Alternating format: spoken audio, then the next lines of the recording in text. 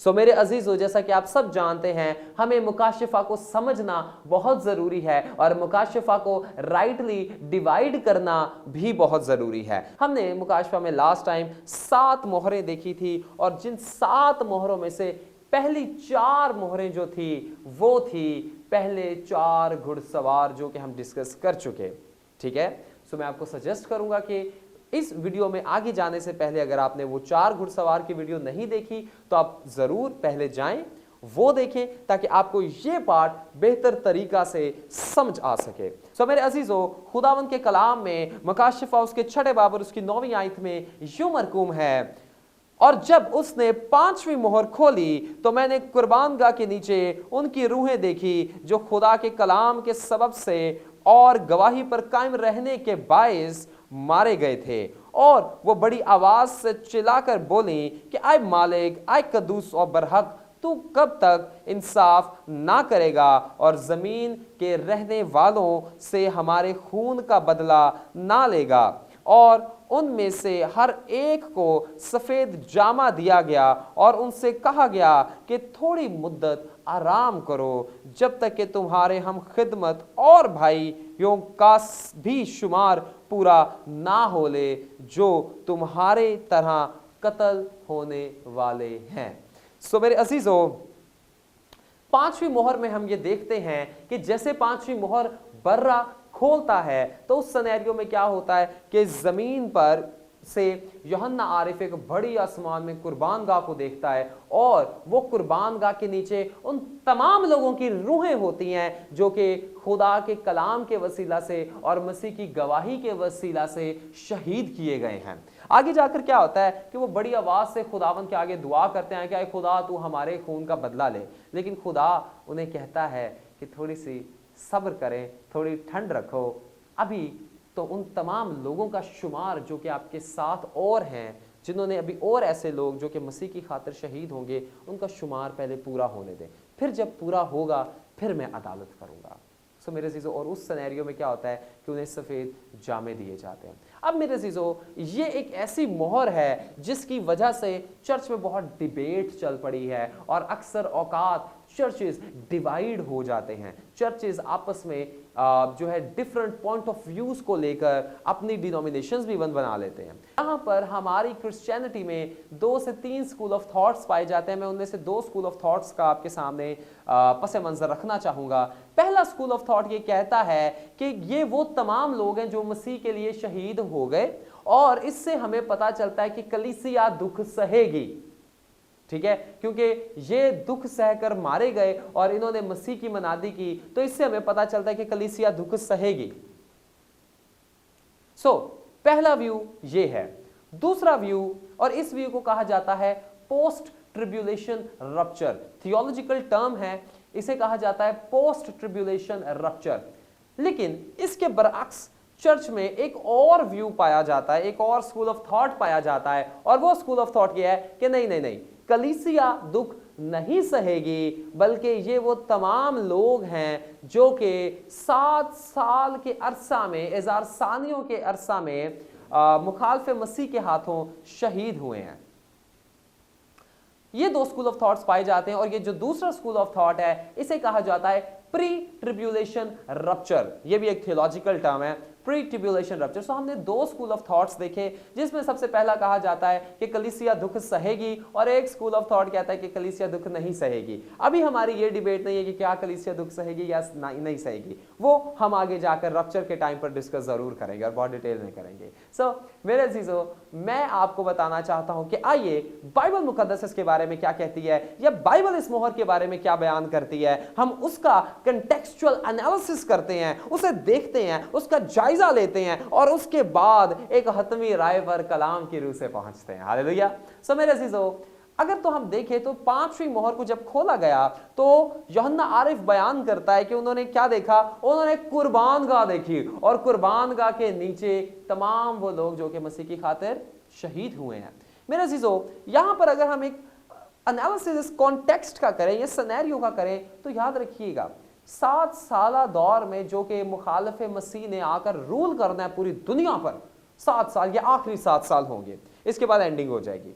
सो ये 7 साल जो कि मुखालिफ मसीह ने दुनिया पर हुकूमत करनी है, इस 7 साल में कलीसिया जो है एक ऊपर चली जाएगी, आसमान पर चली जाएगी, एक स्कूल ऑफ थॉट ये है। और उसके बाद नीचे जो रह जाएंगे वो लोग तौबा करने की उनके पास अभी भी नौबत होगी, चांस होगा। सो वो जब तौबा करेंगे और मुखालिफ मसीह के अगेंस्ट जाएंगे तो इस सिनेरियो में उन्हें मारा जाएगा और मुखालिफ मसीह उन्हें कत्ल करेगा, उनके सर धड़ से अलग कर दिए जाएंगे। बल्कि इतनी बड़ी हजार सानियां होगी कि मसीह यस्सु का इस बारे में खुद 2 अकाउंट्स पर कहना था कि सबसे पहला मत्ती 24वें बाब उसकी 15वीं 16वीं आयत में खुदा यस्सु अल मसीह नासरी ने फरमाया अपने शागिर्दों को यही 7 साल के अरसा में कि तुमने इस मुखालिफ मसीह से लड़ना नहीं है, भागो। मसीह यस्सु ने यह खुद कहा था। आप हवाला देख सकते हैं मत्ती रसूल के इंजील का 15वां बाब 24वां बाब और उसकी 15वीं 16वीं आयत, जो कि एंड टाइम्स के बारे में मसीह यस्सु के पेशन गोई और सारी चीजें मसीह यस्सु जिसमें बताते हैं। और इसके बारे में मसीह यस्सु ने एक और जगह पर यूं फरमाया 24वीं बाब में ही कि वो दिन इतने बड़े होंगे कि अगर घटाए ना जाते तो हर कोई गुमराह हो जाता। यानी इतनी बड़ी आफत मुखालिफ मसीह एंड टाइम से ये 7 साल का जो दौर होगा मुखालिफ मसीह लाएगा। लेकिन चर्च उस टाइम पर यहां पर नहीं होगा, चर्च आसमान पर उठा लिया जाएगा। अच्छा, अब इस सिनेरियो में क्या होगा कि जब चर्च उठा लिया जाएगा तो लोगों को आपस में पता होगा कि यार मुखालिफ मसीह आ चुका है और वाकई बाइबल की नबूवतें पूरी हो रही हैं, चर्च उठा लिया गया है, ईमानदार उठा लिए गए हैं। इस वजह से लोग मसीह पर ईमान लाना शुरू हो जाएंगे। जब ईमान लाना शुरू हो जाएंगे तो उन्हें पता है कि अब अगर हमने तौबा ना की तो मुखालिफ मसीह हमें मार देगा और खुदा भी हमें मार देगा अगर हमने तौबा ना की, और तौबा कर ली तो मुखालिफ मसीह मार देगा। तो वो कहेंगे नहीं नहीं, हमें मुखालिफ मसीह के हाथों मरना कबूल है लेकिन अबदी हलाकत में जाना कबूल नहीं है। बहुत से लोग ऐसे होंगे। सो इस वजह से ये वो लोग हैं जो मुखालिफ मसीह के हाथों शहीद होंगे, मारे जाएंगे। मुखालिफ मसीह उन्हें कहेगा कि मुझे सजदा करो, लेकिन वो नहीं करेंगे। 666 की छाप लो, वो नहीं लेंगे, उस वजह से इन्हें मारा जाएगा। और ये वो लोग हैं, ये मुकद्दसीन, पहले वाले मुकद्दसीन पालूस, पतरस या जो मसीह की खातिर शहीद किए गए हैं, ये वो नहीं है।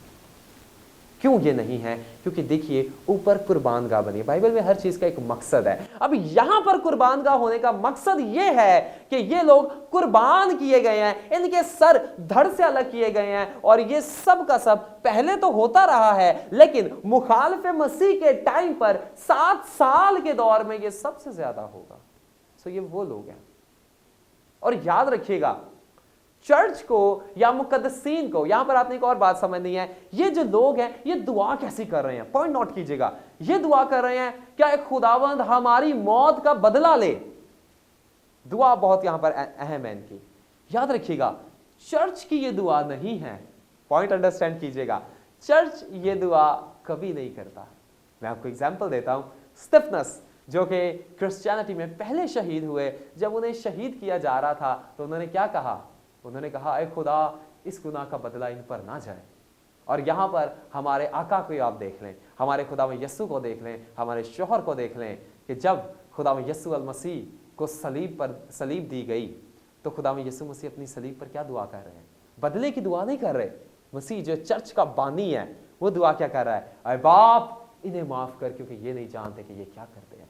चर्च की दुआ ये नहीं है, बदले की दुआ चर्च की नहीं है। चर्च हमेशा माफी की दुआ करता है। पालूस ने और पतरस ने जब चर्च की बुनियाद रखी और हमारे बानी ने मसीह यस्सु ने जब चर्च की बुनियाद रखी तो उन्होंने बदले की दुआ नहीं की, बल्कि वो तो माफी की दुआ करते थे। स्टिफनस आप देख लें, कैसे हो सकता है कि स्टिफनस अपनी जिंदगी में दुआ कर रहा है क्या खुदावंद ये जो मुझे मार रहे हैं इनका गुनाह इन पर ना जाए, और मरने के बाद जब वो चला गया आसमान पर तब वो दुआ कर रहा है खुदावंद नहीं हुण तू बदला ले। ऐसे तो नहीं हो सकता। तो इसका मतलब ये है ये दुआ चर्च की नहीं है, ये दुआ किसी और की है। आप मेरी बात अंडरस्टैंड कर रहे हैं? चर्च तो उठा लिया जाएगा और चर्च को तो सफेद जामे मिल जाएंगे पहले ही, लेकिन ये कौन से लोग हैं जिन्हें अभी तक शहीद भी हो गए हैं और सफेद जामे नहीं मिले? देखिए, हम जब मसीह में मरते हैं तो हमें सफेद जामे मिल जाते हैं।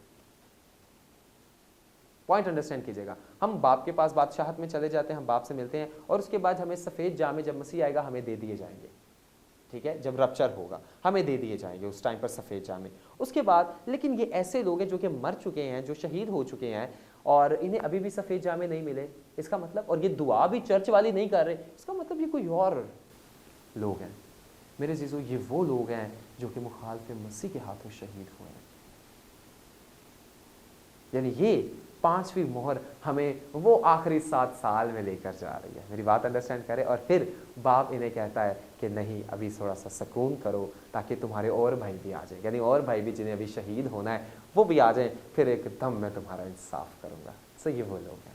5वीं मोहर मेरे अज़ीज़ों हमें 7 साल, जो आखिरी 7 साल है और मुखालिफ मसीह का दौर है, इसमें लेकर चलते। ये चर्च के शहीद नहीं है, क्योंकि चर्च के शहीद तो बाप के साथ, अपने मसीह के साथ ऊपर है और आराम और सुकून में है। लेकिन ये आराम और सुकून में नहीं है। क्यों? क्योंकि ये कंटिन्यूसली दुआ कर रहे हैं कि खुदावंद इनका बदला ले। खुदावंद ने भी इन्हें वाइट जामे नहीं दिए, ठीक है। सो ये मेरे अजीज़ों, ये वो शोहदा हैं जो कि आखिरी 7 साल में शहीद किए जाएंगे।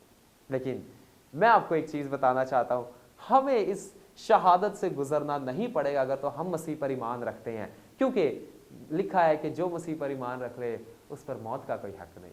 जैसे ही हम मसीह पर ईमान रखेंगे तो याद रखिएगा, मैं आपको एक सिनेरियो आज देता हूं। बहुत से मुफस्सरीन का ये कहना है कि 2030 तक हो सकता है कोई झटका लग जाए, और बहुत से थियोलॉजियंस का ये भी कहना है कि रप्चर के हम मरहले में दाखिल हो गए हैं। हो सकता है कि हम रप्चर ही हो जाए 2030 तक, या हो सकता है कभी भी रप्चर हो जाए, किसी भी टाइम पर रप्चर हो सकता है। सो हमें उस रप्चर के लिए, मसीह की आमद के लिए अपने आप को तैयार करना है और सच्चे तौर पर ईमान लाना है कि इन शोहदा में जो कि शहीद होने से पहले भी बेचैन और मुश्किलों में है, मुखालिफ मसीह ने सितारा है, और शहीद होने के बाद भी ये टेंशन में है और दुआएं कर रहे हैं कि आए बाप, आए खुदा, हमारी मौत का बदला ले। मौत के बाद भी टेंशन नहीं है। हम इस टेंशन से और अजाब से बच सकते हैं, इन मुश्किलात से बच सकते हैं। सिर्फ एक काम करना है, मसीह पर ईमान लाना है। हालेलुया। सो हम मसीह पर ईमान लाएंगे और रप्चर में शामिल होंगे, इसकी दुल्हन में शामिल होंगे। सो मेरे अज़ीज़ों, इसके बाद हम आगे देखते हैं। सो ये 5वीं मोहर थी। अब अगर हम 6ठी मोहर पर जाते हैं तो मेरे अज़ीज़ों, 6ठी मोहर में कुछ यूं लिखा है। यूहन्ना रफ़ी फरमाते हैं, मुकाशवा उसका 6ठा बाब और उसकी 12वीं आयत, और जब उसने 6ठी मोहर खोली तो मैंने देखा कि एक बड़ा भूचाल आया और सूरज कमल की मानद काला और सारा चांद खून सा हो गया, और आसमान के सितारे इस तरह से जमीन पर गिर पड़े जिस तरह जोर की आंधी से हिलकर अंजीर के दरख्त में से कच्चे फल गिर पड़ते हैं, और आसमान इस तरह सरक गया। पॉइंट देखिए, इंटेंसिटी यहां पर नोट कीजिए कि आसमान ही पूरा सरक रहा है। आसमान इस तरह से सरक गया जिस तरह मकतूब लपेटने से सरक जाता है, और हर एक पहाड़ और टापू अपनी जगह से टल गया, और जमीन के बादशाह, अब यहां पर देखिए, अब जमीन पर आ रही है बात, और जमीन के बादशाह और अमीर और फौजी सरदार और मालदार और जोरावर और तमाम गुलाम और आजाद पहाड़ों की गारों और चट्टानों में जा छुपे, और पहाड़ों और चट्टानों से कहने लगे कि हम पर गिर पड़ो और हमें उसकी नजर जो तख्त पर बैठा हुआ है और बर्रा के गजब से छुपा लो, क्योंकि उनके गजब का रोज़े अजीम आन पहुंचा है।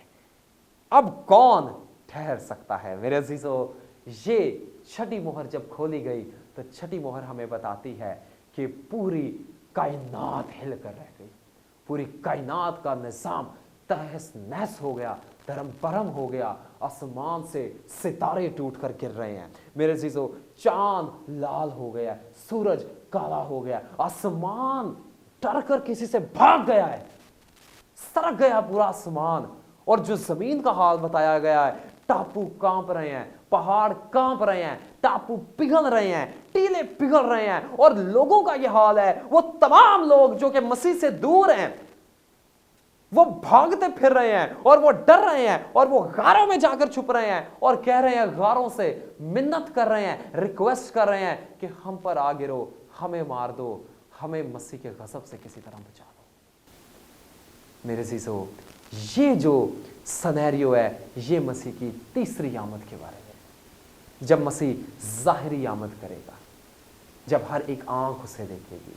रप्चर वाली जो आमद है वो सिर्फ और सिर्फ फिजा तक होगी, वो पोशीदा आमद है, वो दूसरी है। तीसरी आमद ये होगी, पहली आमद यरूशलेम में, दूसरी आमद रप्चर के टाइम पर, और तीसरी आमद जब हर एक आंख उसे देखेगी, हर एक चीज़ उसे देखेगी। और उसके साथ इसके बारे में मेरे अज़ीज़ों और बहुत सी खूबसूरत बातें बाइबल में हमें मिलती हैं, और इसमें मुकाशफा में फिर से इसी चीज़ को 19वें बाब में इसे बयान किया गया है। मैं आप सबके लिए पढ़ना चाहूँगा। मुकाशफा उसके 19वें बाब 11वीं आयत में यूं मरकूम है, फिर मैंने आसमान को खुला हुआ देखा, आसमान से रख गया, यानी वही बात। फिर मैंने आसमान को खुला हुआ देखा, और क्या देखता हूं कि एक सफेद घोड़ा है, और उस पर एक सवार है जो सच्चा और बरहक कहलाता है, और वो रास्ते के साथ इंसाफ और लड़ाई करेगा।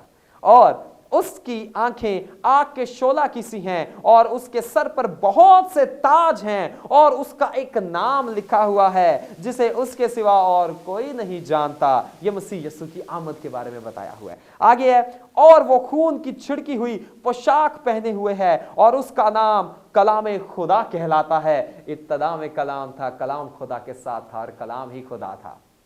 मेरे अज़ीज़ों, ये यीशु मसीह है। यीशु मसीह को कलाम खुदा कहा जाता है।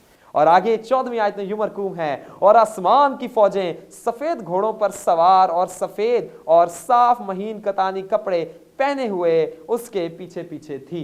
मेरे अज़ीज़ों, यहां पर भी वही छठी आयत के बारे में बताया गया है। यहां पर एंडिंग में दरअसल ये होगा कि इस्राएल को तमाम कौमों ने घेरा होगा और उसे मार रहे होंगे, और उस टाइम पर मसीह यीशु इस्राएल को बचाने के लिए कोहे ज़ैतून पर अपनी फौजों के साथ उतरेंगे, और हर एक आंख उन्हें देखेगी, और उस वक्त बादशाह समझ जाएंगे कि ये तो वही है जिसके हाथ हमने छेदे, ये तो वही है जिसकी पसली हमने छेदी, ये तो वही है जिसके सर पर कांटों का ताज हमने रखा है, और अब जिसकी हम बेहुरमती करते थे, जिसे हमने लानती ठहराया है, अब वो पूरी दुनिया का मुंसफ बनकर आ चुका है, जिसके हाथों में और जिसके पैरों में पूरी दुनिया रख दी गई है। मेरे अज़ीज़ों, और याद रखिए यहां पर एंडिंग में क्या लिखा है मुकाशफा 19वें बाब में, कि उसके साथ आसमान की फौजें होंगी। ये फौजें कौन है भला? ये फौजें वही ईमानदार है जिन्हें मसीह यीशु ने रप्चर में अपने साथ उठा लिया था, यानी हम जैसे ईमानदार। और उसके बाद ये वापस आएंगे मसीह के साथ सफेद घोड़ों पर। सो ये छठी मोहर है मेरे अज़ीज़ों। और यहाँ पर जो लोग हैं वो तमाम इतने डर जाएंगे कि मसीह के ऊपर अटैक करना चाहेंगे, बट मसीह को किसी चीज़ का असर नहीं होगा। आगे जाकर क्या होगा कि मसीह, जब इन्हें पता चल जाएगा कि नाउ वी आर नथिंग, और मसीह हमें हलाक करने के लिए, मसीह हमें मारने के लिए और इंसाफ करने के लिए आ रहा है, तो इस दफ़ा में ये क्या करेंगे? ये तमाम के तमाम लोग पहाड़ों में भागेंगे, और पहाड़ों में जाकर पहाड़ों से मिन्नत कर लेंगे कि हम उससे नहीं लड़ सकते, हम उसके आगे कुछ नहीं है, मुझे बचा लो, हमें बचा लो, और हमारे ऊपर गिर जाओ। ये छठी मोहर है, और ये छठी मोहर वो 7 साल के आखिर में होगी। 5वीं मोहर 7 साल के दरमियान में, जब लोगों को कत्ल किया जाएगा, शहीद किया जाएगा, और छठी मोहर जो है ये 7 साल के आखिर में होगी। मेरे अज़ीज़ों, इसके बारे में पुराने अहदनामा में भी ज़करिया में हमें एक अकाउंट मिलता है, एक आयत कुछ मिलती हैं, वो मैं आपके लिए ज़रूर पढ़ना चाहूँगा। ज़करिया उसके 14वें बाब और पहली आयत में यूं मरकूम है, देख खुदा, इस पर हम आगे जाकर डिस्कस बहुत डिटेल में करेंगे, ठीक है। देख, खुदावंद का दिन आता है जब तेरा माल लूट कर तेरे अंदर बांटा जाएगा, यानी खुदा यरूशलेम को, इस्राएल को ये कह रहा है कि देख तेरा दिन आता है, अब तेरा माल लूट कर तुझ में ही बांटा जाएगा, क्योंकि मैं सब कौमों को फराहम करूंगा कि यरूशलेम से जंग करें और शहर ले लिए जाएंगे। खुदावंद कह रहा है कि मैं खुद तमाम कौमों को फैसिलिटेट करूंगा, इतनी फैसिलिटीज प्रोवाइड करूंगा कि वो उठे, वो खड़ी हो और जाकर यरूशलेम में और इस्राएल के अगेंस्ट जंग करें।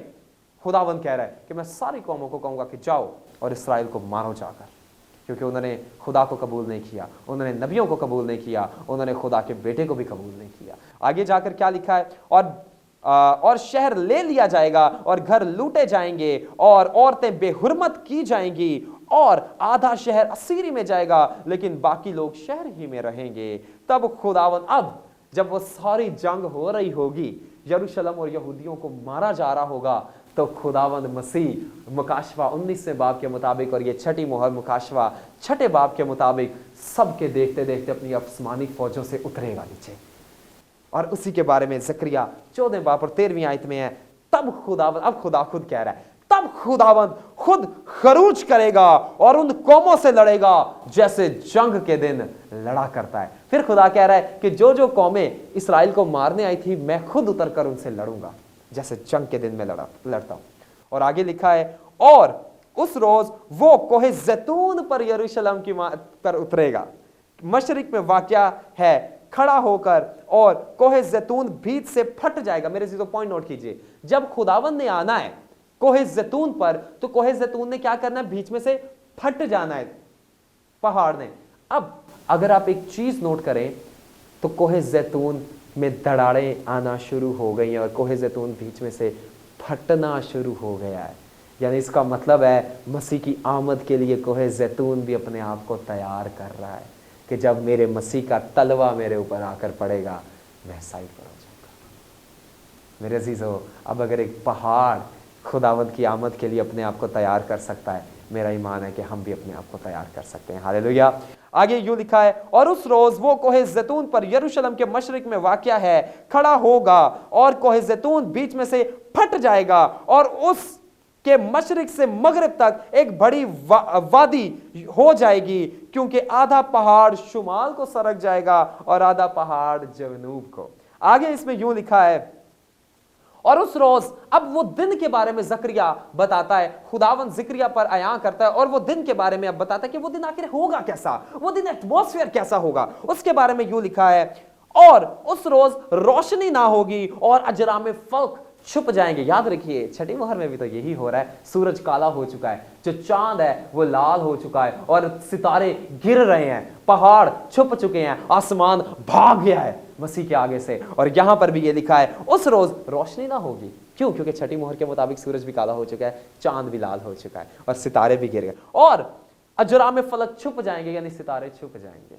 आगे, हर एक पर एक दिन ऐसा आएगा जो खुदावंद को ही मालूम है, लेकिन वो दिन सिर्फ खुदा ही जानता है। वो ना दिन होगा ना रात, लेकिन शाम के वक्त रोशनी सी होगी। यानी ऐसा दिन होगा कि नीचे जंग हो रही है, इस्राएल को मार पड़ रही है कौमों की तरफ से, और ऊपर सूरज काला हो चुका है, चांद लाल हो चुका है। जरा इमेजिन कीजिए, सितारे गिर रहे हैं, आसमान पूरा हिल चुका है, आसमान भाग चुका है, छिप चुका है, और ना तो दिन है ना रात है, बारिश हो रही है हल्की हल्की, और साथ ही साथ एक ऐसा दिन है कि शाम का सा मौका बना हुआ है। शाम जिस तरह से होती है उस तरह से अंधेरा और रोशनी आकर मिल चुके हैं और नीचे सारी जंग हो रही है पूरी दुनिया की। इमेजिन, जस्ट इसे इमेजिन कीजिए, क्या वो मरहला होगा आगे जाकर।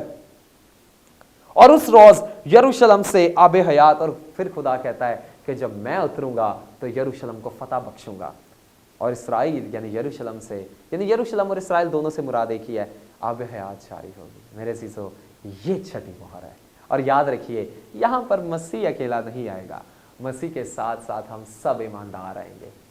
हालेलुया। और हमें इसके लिए अपने आप को तैयार करना है। सो मेरे अज़ीज़ों, बिल्कुल इसी तरह अगर हम आगे चलें तो हमने पांचवी और छठी मोहर को डिस्कस कर लिया। अब हम आगे जाएं तो आज सातवीं मोहर, मुकाशवा 8वें बाब की पहली आयत में यूं लिखा है, जब उसने सातवीं मोहर खोली तो आध घंटे के करीब आसमान में खामोशी रही। याद रखिए, यूहन्ना आरिफ कहता है कि जब सातवीं मोहर बर्रा ने खोली तो उसकी वजह से आधे घंटे के करीब पूरी दुनिया में खामोशी रही। अब ये खामोशी क्यों रही? मेरे अज़ीज़ों, इसके बारे में बहुत से मुफस्सरीन के बहुत से व्यूज हैं, और वो व्यूज भी हम आगे जाकर देखते हैं, जिसमें सबसे पहले किडल ये कहते हैं, एक थियोलॉजियन है, वो कहते हैं कि ये खामोशी दरअसल तजस्सुस के लिए है, क्योंकि इस खामोशी के बाद एक बड़ा वाक़या होने वाला। कहते हैं ना कि the silence before the storm, एक तूफान से पहले की खामोशी, ये वो है आधे घंटे की, क्योंकि इस खामोशी के बाद खुदा दुनिया का सबसे बड़ा काम करने वाला है। दुनिया का सबसे बड़ा काम, वो मैं काम आपको बताता हूं क्या होगा। सो किडल यहां पर कहते हैं कि ये खामोशी तजस्सुस के लिए है, क्योंकि खुदा इसके बाद पूरी दुनिया की अदालत करने को है। हालेलुया। सो मेरे अज़ीज़ों, बिल्कुल इसी तरह चार्ल्स भी ये कहते हैं कि ये जो आधे घंटे की सातवीं मोहर की खामोशी है, ये खामोशी इसीलिए है कि खुदावंद अब अदालत करने को है। मसीह अब अच्छा मुंसफ बनकर सामने आने को है। अच्छा, सच्चा और काबिल मुंसफ, जिसने खून से अपनी दुल्हन को बचाया है। बिल्कुल इसी तरह आर्गन भी यही कहते हैं कि ये आधे घंटे की जो खामोशी है, ये मसीह की तमजीद और मसीह की अबदी तमजीद और मसीह की अदालत से पहले की है। हालेलुया। मेरे अजीजों, बाइबल में भी हमें बहुत से ऐसे वाकयात मिलते हैं जिसमें जब खुदा ने डिस्ट्रक्टर बनकर सामने आना होता है, तबाहकुन बनकर सामने आना होता है, मुनसफ बनकर सामने आना होता है, तो खुदा खामोशी करवाता है। मैं सच आपको बता रहा हूं। और मेरे अजीजों, इसमें हमें बहुत से ऐसे हवाला जात मिलते हैं जिसमें ये खुदा डिस्कस करता है। याद रखिए, अब खुदा जब आएगा, अब मसीह जब आएगा, तो मसीह ने अब सेवियर बनकर नहीं आना, बल्कि मसीह ने अब डिस्ट्रक्टर बनकर आना है। मसीह अब तबाह करने आ रहा है, मसीह अब मुनसफ बनकर आ रहा है। और मेरे अजीजों, ये आधे घंटे की खामोशी उसी अदालत से पहले की खामोशी है। मेरे अजीजों, सफन्या उसके 7 पहले बाब और 7वीं आयत में यूं लिखा है, तुम खुदावंद खुदा के हजूर खामोश रहो, 7वीं मोहर, खामोश रहो, क्योंकि खुदावंद का दिन यानी वही अदालत नजदीक है और उसने ज़बीहे तैयार किया है और अपने मेहमानों को मखसूस किया है। यानी खामोश रहो, क्योंकि ज़बी तैयार है और मेहमान जो कि आ चुके हैं उनकी अदालत अब होने शुरू होती है। 8वीं आयत में है, और खुदावंद की ज़बीहा के दिन यूं होगा कि मैं उमरा और शहजादों को और उन सब को जो अजनबियों की पोशाक पहनते हैं सजा दूंगा। देखिए, खुदा फिर वो कह रहा है कि खामोशी, खामोशी के बाद अदालत, और अदालत में वो तमाम शहजादों को जो कहते थे कि हमारे ऊपर गिर पड़ो, 6ठी मोहर में आकर वो तमाम शहजादों को खुदा कहता है अब मैं सजा दूंगा। हालेलुया। और इसी में वो भी लोग होंगे जिन्होंने 5वीं मोहर में सर उतारे ईमानदारों के, उन्हें भी सजा दी जाएगी। बिल्कुल इसी तरह जिक्रिया उसके 2 बाब और 13वीं आयत में भी कुछ ऐसा ही है। इसमें खुदा फरमाता है, आए आदम खुदावंद के हजूर, आए बनी आदम खुदावंद के हजूर खामोश रहो, क्योंकि वो अपने मुकद्दस मस्कन, क्योंकि वो अपने मकदस से मस्कन उठा है, मुकद्दस मस्कन से उठा है। खुदा कहता है कि अब खामोश रहो, क्योंकि अब मैं उठ चुका हूं और अब मैं अदालत करने वाला हूं। बिल्कुल इसी तरह हबक्कूक उसके 2 बाब की 20वीं आयत में भी यूं लिखा है, मगर खुदावंद अपनी मुकद्दस हैकल में है, सारी जमीन उसके हजूर खामोश रहे। सो मेरे अजीजों, बिल्कुल इसी तरह हमें जो है खुदावंद की अदालत के लिए जरूरी है कि हम अपने आप को तैयार करें, और खामोशी जो 7वीं मोहर की है वो अदालत को जाहिर करती है कि खुदा अब अदालत करने को है। और मेरे अजीजों, ये अदालत खुदा करने से पहले आधे घंटे की खामोशी होगी, जो कि एक्साइटमेंट और बढ़ा देगी, ईमानदार की एक्साइटमेंट, क्योंकि अब वो अपनी जलाल में दाखिल होने वाले हैं, जो मसीह ने और खुदा ने दुनिया के बनने से पहले ही लोगों के लिए मुकर्रर कर दिया था। हालेलुया। सो ये एक्साइटमेंट के लिए आधे घंटे की खामोशी की गई है। सो मेरे अजीजों, ये 7 मोहरें थी जो कि हमने मुकाशफा में आज डिस्कस की, जिसमें से पहली 4 मोहरें घुड़सवार के बारे में हैं, जो कि हम डिस्कस कर चुके, जो कि दुनिया में भी आज हैं। अभी हम 5वीं मोहर पर खड़े हैं, जिसमें 7 साला दुख का अरसा ज़ाहिर होगा। उसके बाद 6ठी मोहर में एंडिंग होगी, मसीह आएंगे कोहे ज़ैतून पर, और 7वीं अदालत, 7वीं मोहर में अदालत की जाएगी। सो मेरे अज़ीज़ों, that was all for today. मेरा ईमान है कि हम सब इससे बहुत बरकत पाएंगे, हम इसे प्रीच करेंगे, इस नबूवत की कलाम से जो हमने सीखा है हम इसे सीखेंगे, सुनेंगे, समझेंगे और प्रीच करेंगे, और साथ ही साथ मेरे अजीज़ों हम इसे दुनिया के कोने कोने तक फैलाएंगे, ताकि पूरी कलीसिया मसीह की दुल्हन अपने आप को उस अबदी दुल्हा के लिए और अबदी जलाल के लिए तैयार कर सके। सो इसी के साथ अपने मेज़बान को इजाज़त दीजिए। God bless you. खुदावंद आप सबको इस कलाम के वसीला से बहुत बरकत दे। God bless you.